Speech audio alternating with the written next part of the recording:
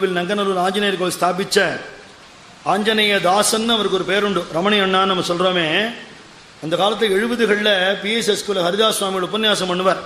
அவர் அப்போ ஞானானந்த மண்டலி மெம்பர், வந்து கைங்கரியம் எல்லாம் பண்ணுவார். ஆஞ்சநேயர்கிட்ட அவருக்கு இருக்கிற பக்தினால் அவருக்கு ஆஞ்சநேய தாசன்னு அவருக்கு பட்டம் கொடுத்தார். எங்களுக்கு ரொம்ப நாள் வரல அவர் பேர் ரமணி மாமானே தெரியாது, ஆஞ்சநேய தாசன்னு தான் தெரியும், அடையாளம் தெரியும். அந்த காலத்தில் பிஎஸ்எஸ் ஸ்கூலில் பிடி மாஸ்டராக இருந்தவர். அப்போலேருந்து ஆஞ்சநேய சுவாமிகிட்ட அத்தனை பக்தி பண்ணிட்டு இருந்து ஒரு பேப்பர் மேஷனால் ஆன ஒரு ஆஞ்சநேய சுவாமி ஏதோ ஸ்டூடியோவில் கிடச்சதை வாங்கி வச்சு பூஜை பண்ணிட்டு இருந்தார். இன்னைக்கு பேர்பட்ட கோவில் நங்கநல்லூரில் பார்க்குறோம், பஞ்சவட்டியில் பார்க்குறோம்னா அப்போலேருந்து அவர் பண்ணின பக்தியை அதுக்கு காரணம். பெரியவாழ்கிட்டையும் நம்ம குருநாதாழ்கிட்டையும் ரொம்ப பக்தி உள்ளவர். அவர் ஒரு சமயம் தபோவனம் போயிருந்தார்.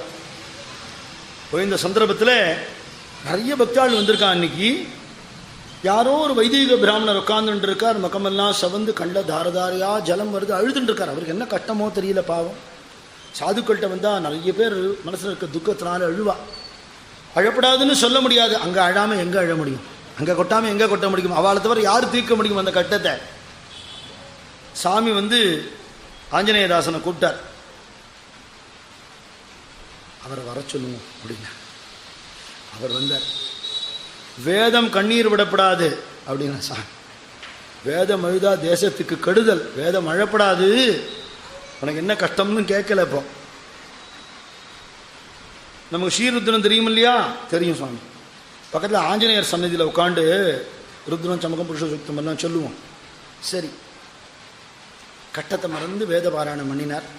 ஆஞ்சநேயதாசன் கூப்பிட்டார். நமக்கு தெரிஞ்சால் நம்மளும் சேர்ந்து போமேன்னார். சரின்னார் அவர். அதுக்கப்புறம் தீர்த்த பிரசாதம் ஆன உடனே சுவாமி பிக்ஷைக்கு போனார். சுவாமியோட வழக்கம் என்னென்னா, எத்தனை பக்தாள் ஆயிரக்கணக்கான பேர் வந்திருந்தாலும் அவ்வளவு பேரும் சாப்பிட்டாச்சுன்னு தெரிஞ்சதுக்கப்புறம் தான் இவர் உட்காருவார். சுவாமி பிக்ஷைக்கு அப்புறம் அவளுக்கு கிடையாது, ரிவர்ஸ். அங்கே ஒரு ஆள் சாப்பிடாம இருந்தால் கூட இவருக்கு உள்ள பிக்ஷை போகாது. அதுவும் யார் யாரோ அவருக்கு சுவாமிக்கு ஆசாசியாக பண்ணி கொண்டுருப்பா. எல்லாத்தையும் துளி துளி துளி அந்த திருவோட்டில் போட்டுப்பார். ஒரு நன்னா ஒரு பிசைவார். 3 கவளம் சாப்பிடுவார், இழந்து போயிடுவார். அதுதான் சாப்பாடு. ருச்சி பார்க்கக்கூடாது, அப்படித்தானே சாப்பிடணுமா வாழலாம். இவாளை 2 பேர் ஆகாரம் பண்ணிட்டு ஒரு சொன்னால் சாப்பிட்டு வந்த உடனே நமஸ்காரம் பண்ணா. சுவாமி சொன்னார், இன்னைக்கு தங்கிட்டு நாளைக்கு போகலாம். மனசு நல்லா ஆஸ்வாசமாகறவர் சுவாமி இடம் கொடுப்பார். அதுக்கப்புறம் மறுநாளைக்கு அவர்கிட்ட நாம் வந்த விஷயம் என்ன, எங்கேருந்து வரோம்னு கேட்டேன். பூர்வீகம் எங்களுக்கு உத்தரகோசம். அங்கே தாத்தா காலத்தில் திருக்காட்டுப்பள்ளியில் இருந்திருக்கோம். பரம்பரையாக வேத அத்தியனம் பண்ணி வைதீகமாக இருக்கிற குடும்பம். என்னை காசியில் படிக்கிறதுக்கு அனுப்பிச்சா. நான் காசியில் படித்தேன்.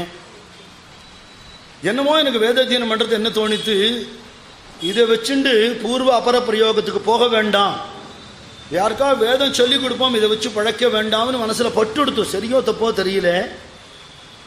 திரும்பியும் ஊருக்கு வந்தால் மனசு மாறிடுமோன்னு நினச்சிட்டு கங்கை மேலே சத்தியம் பண்ணிட்டேன், வேதத்தை நான் பிரயோகப்படுத்த மாட்டேன் பிரவൃத்திக்குன்னு சத்தியம் பண்ணிட்டேன். தாத்தா காலத்துலேருந்து திருக்காட்டுப்பள்ளியிலேருந்து நெல் வரும். நாங்கள் அப்புறம் தஞ்சாவூர் வந்துட்டோம். தஞ்சாவூருக்கு மாதம் 10 வண்டி நெல் வரும். எதுக்கும் குறைச்சல் இல்லாத குடும்பம், ரொம்ப ஆசைகள் கிடையாது. எல்லாம் மாறிப்போன நிலை நான் வந்து பார்த்த உடனே தெரிஞ்சுது. சத்தியத்தை மீற முடியாதேன்னு நினச்சிட்டேன். கல்யாணம் பண்ணி வச்சுட்டா. ஒரு பொன் குழந்தை பிறந்து எடுத்து இருக்கிறதெல்லாம் கொஞ்சம் கொஞ்சமாக கரைய ஆரம்பிச்சது. பாராயணம்னு வந்தால் மட்டும்தான் போகிறதுன்னு நியமம் இருந்ததுனால பாராயணத்துலேருந்து கிடைக்கிற தட்சணை தவிர எதுவும் நான் பிரயோஜனப்படுத்த முடியாது. அது ரொம்ப அபூர்வமாக இருந்ததுனால ரொம்ப கஷ்ட ஜீவனம் ஆயிடுத்து. சுவாமி எத்தனையோ நாள் சாப்பாடு இல்லாமல் வெறும் தூத்தத்தை குடிச்சிட்டு இருந்திருக்கோம். இந்த குழந்தைக்கு மட்டும் ஒரு வேளை ஆகாரம் கொடுக்கணும்னு கஷ்டப்பட்டிருக்கோம். இப்போ கல்யாண வயசு வந்துடுத்து குழந்தைக்கு. ஆகாரத்துக்கே வழி இல்லை, ஜீவனமே கதி இல்லைங்கிறத குழந்தைக்கு எப்படி கல்யாணம் பண்ணுறது?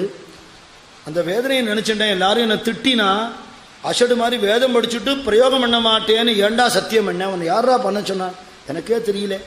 இதோ பார்வதி பரமேஸ்வராளுடைய சங்கல்பம் நான் பண்ணிட்டேன், இதை மீறவும் முடியாது, சத்தியத்தை மீறத்துக்கு தைரியம் இல்லை. குழந்தைய கல்யாணம் பண்ணி கொடுக்கணுமேங்கிற ஒரு தாபத்தினால அழறேன்னு சொன்னாராம்.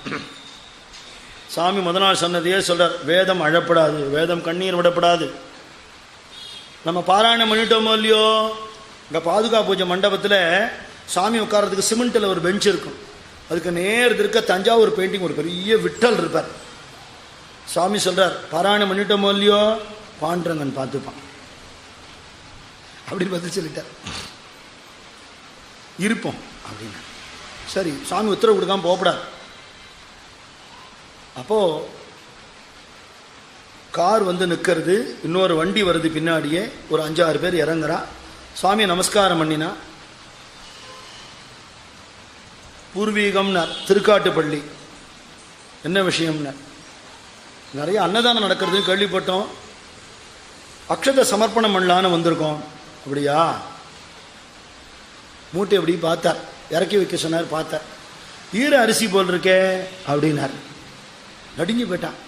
ஈர அரிசி இல்லை சுவாமி, ஆனால் 4 தினம் காய வச்சு சுத்தம் பண்ணி கொண்டு வந்திருக்கோம். இல்லை இல்லை, ஈர அரிசி தான் அப்படின்னார். இல்லை சுவாமின்னா, பிரித்து பார்ப்போம் அப்படின்னார். பிரித்தார், நன்னா தான் இருக்கு, ஈரம் இல்லை. சுவாமி கையை விட்டு இப்படி அள்ளினார், அப்படியே ஜலம் சொட்டுறது. நடுங்கி போயிட்டார். ஈர அரிசி இல்லையே, எங்கேருந்து ஜலம் வந்ததுன்னார். இதில் எப்படி ஜலம் வந்ததுன்னு தோன்றது இல்லையா? ஆமாம் சுவாமி, தண்ணி வரத்துக்கு வழி இல்லை, இது தண்ணீர் இல்லை, வேதம் விட்ட கண்ணீர். அவருக்கு புரியல பாவம், அவருக்கு இந்த விஷயம் தெரியாது பாவம், வில வளர்த்து போயிட்டார். சாமி சொல்றார், இப்போ நாம ஜாக எங்க? நான் திருச்சியில் இருக்கேன், திருக்காட்டுப்பள்ளியில் நிலபலங்கள் இருக்கு, திருச்சியில் தான் இருக்கேன், ஜவுளி கடை வியாபாரம் பண்ணுறேன், நல்ல வசதியான குடும்பம். திருக்காட்டுப்பள்ளி நிலத்துலேருந்து வர்ற விளைச்சல் தான் எங்கள் குடும்பத்துக்கு ஆகாரத்துக்கெல்லாம், இன்னும் குறைச்சல்ல சௌக்கியமாக இருக்கும். இந்த நிலத்துக்கு ஒரு பேர் உண்டு தெரியுமா அப்படின்னாரா. ஆமாம் உண்டு. என்ன பேர் வச்சிருக்கா ஆற்றுல? வேத விருத்தின்னு பேர். என்ன அர்த்தம்? அதுலேருந்து வருது வைதிகாலுக்கு போகணும்னு அர்த்தம். சரி சுவாமி, இவாளை தெரியுமா? தெரியாது, பார்த்ததில்லை. சுவாமி கேட்குற, இவாளை தெரியுமா? தெரியல, நான் பார்த்ததில்லை. இல்லை, அவாவா ஊர்லேருந்து வேற எங்கேயோ போயிட்டாப்போ. சுவாமி சொல்கிறேன், நம்ம தாத்தா, உங்கள் தாத்தாவுக்கும் இவா தாத்தாவுக்கும் நடந்த ஒரு மனஸ்தாபத்தினால இன்னைக்கு இவா குடும்பம் கஷ்டப்படுறது.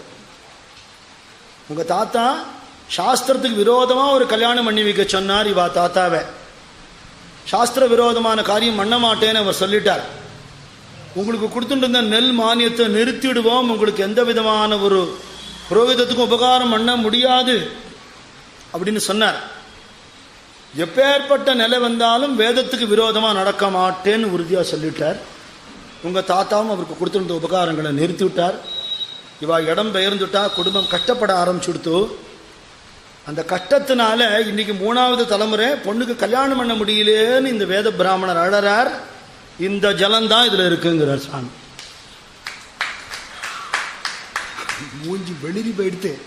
சாமி, இதுக்கு நான் என்ன பண்ணணும்? ஆமாம், பாபந்தான், பிராயச்சித்தம் பண்ணி ஆகணும். சுவாமி சொல்றதை செய்கிறேன். செக் புக் எடுத்து வந்திருக்கேன். சாமி சொல்றத நான், இது கிட்டத்தட்ட ஒரு 50 வருஷத்துக்கு முன்னாடி நடந்த சமாச்சாரம். சாமி சொல்றார், 1.5 லட்சம் ரூபாய்க்கு செக்கு கொடுக்கணும்னு சொன்னார் அவர்கிட்ட. பொண்ணுக்கு எப்படி கல்யாணம் பண்ணுறதுன்னு தெரியாமல் அழுதுன்னு வந்த மனுஷன் அப்படி கதறிட்டார். சாமி சொன்னார், நமக்கு சேர வேண்டியது தான் வந்திருக்கு.